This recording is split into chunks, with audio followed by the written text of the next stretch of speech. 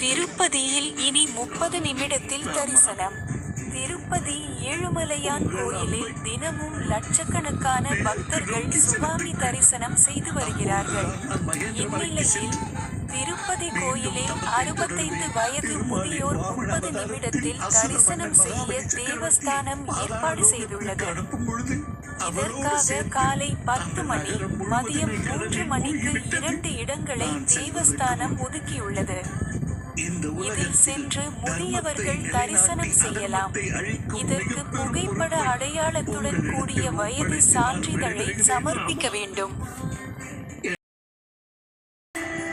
ஒரு நாள் மட்டுமே திறக்கப்படும் சிவன் கோயில். தஞ்சை மாவட்டம் பரப்பலக்கோட்டையில் இருக்கும் பொதுவுடையார் கோயில் வாரத்தில் திங்கள்கிழமை மட்டுமே திறக்கப்படும். மற்ற நாட்களில் கோயில் மூடப்பட்டிருக்கும். இந்த கோயிலில் அம்மன் இல்லை.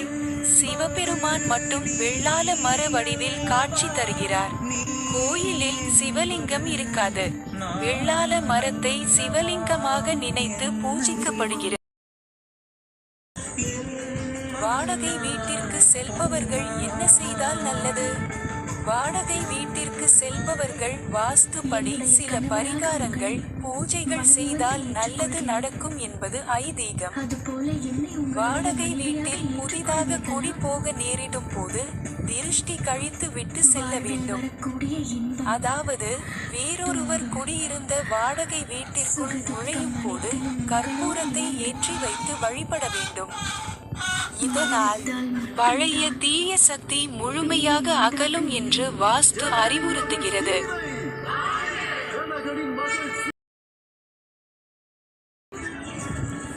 அயோத்தி ராமர் கோயில் தலைமை அர்ச்சகர் காலமானார். அயோத்தி ராமர் கோயில் தலைமை அர்ச்சகர் ஆச்சார்யா லக்ஷ்மிகாந்த் தீட்சித் 86 உடல்நலக்குறைவால் நேற்று ஜூன் 22 காலமானார்.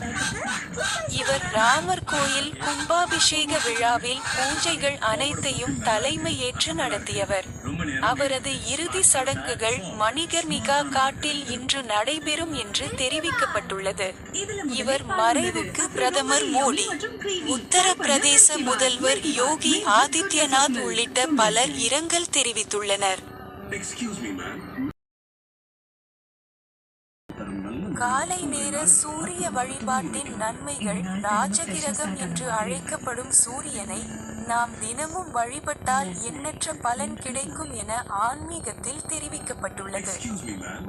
மேலும் கண்கண்ட தெய்வம் என்று போற்றப்படும் சூரிய பகவானை தினமும் காலை சூரிய உதயத்தின் போதும் மாலை சூரிய அஸ்தமனத்தின் போதும் சூரியனுக்குரிய மந்திரத்தை உச்சரித்து வழிபட்டால் சகல செல்வமும் சுக வாழ்க்கையும் கிடைக்கும் என ஆன்மீகத்தில் கூறப்பட்டுள்ளது.